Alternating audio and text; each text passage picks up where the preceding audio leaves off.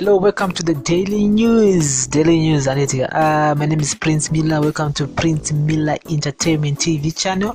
Welcome to another episode of Daily News. So, in last days, just my days up for we heard that IMF International Monetary Fund aipa nyika iri mari aipa dzimwe nyika mari in Zimbabwe atina kwana panya dzemari yoyo. So I'm gonna do an audio of why IMF skipped Zimbabwe on debt relief. Say takajambwa. You see, people have been asking many questions.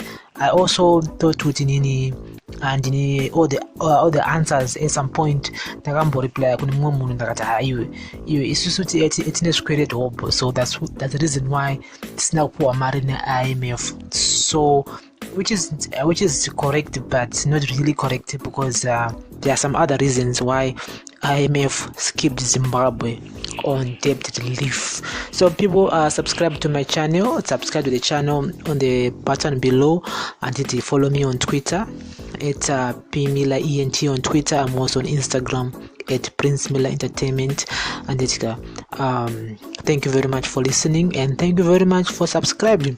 Can I'm starting my subscriber? You have to subscribe because we're gonna be giving you daily updates on Daily News.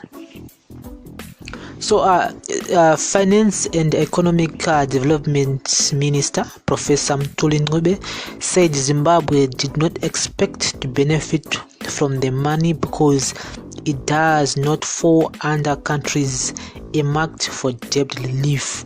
Okay, I didn't know that. We didn't fall under those lines. Professor White is so Zimbabwe did not meet the criteria used to determine the countries, probably because it is not among the poorest and most vulnerable according to the International Monetary Fund definition. Guys, let me repeat this again. Zimbabwe did not meet the criteria used to determine the countries, probably because it is not among the poorest and most vulnerable according to International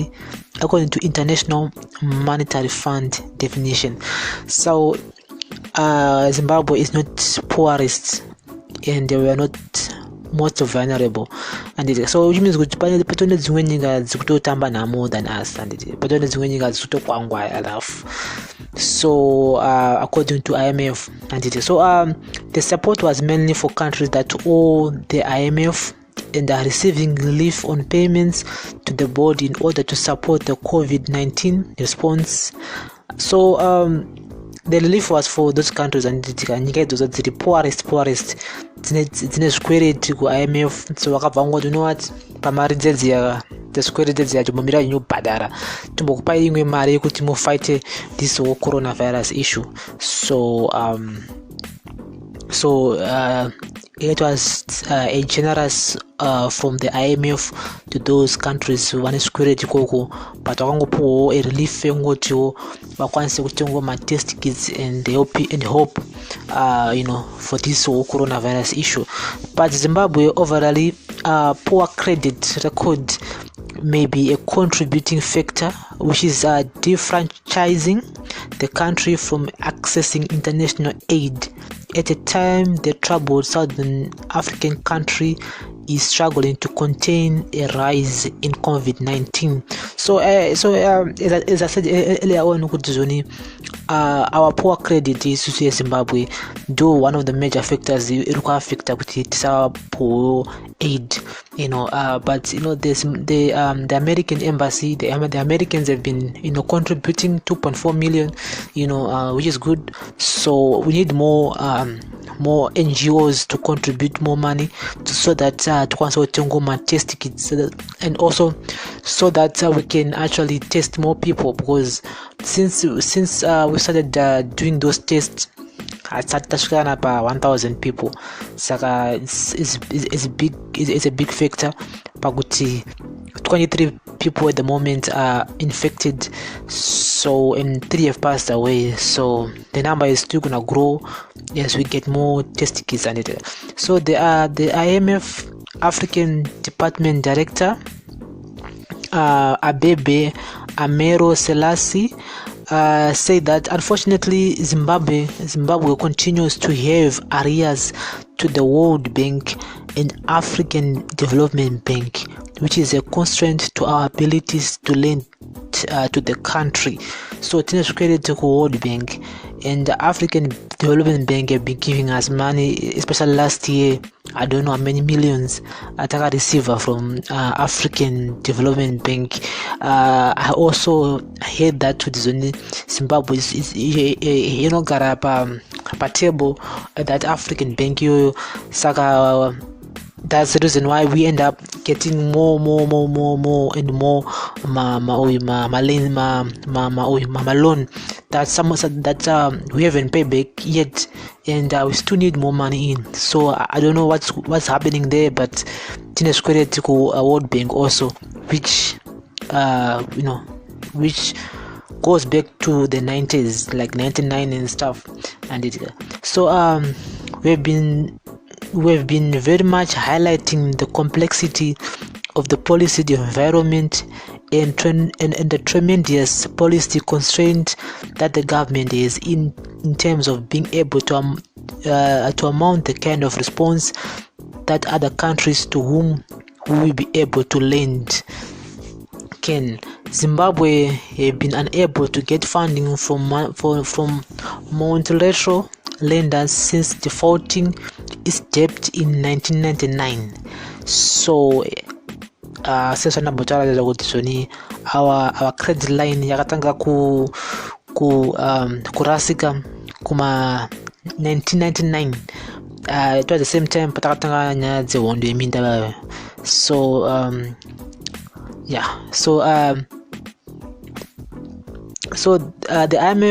the IMF recently released a statement which warned that COVID-19 will strongly affect Zimbabwe ailing economy.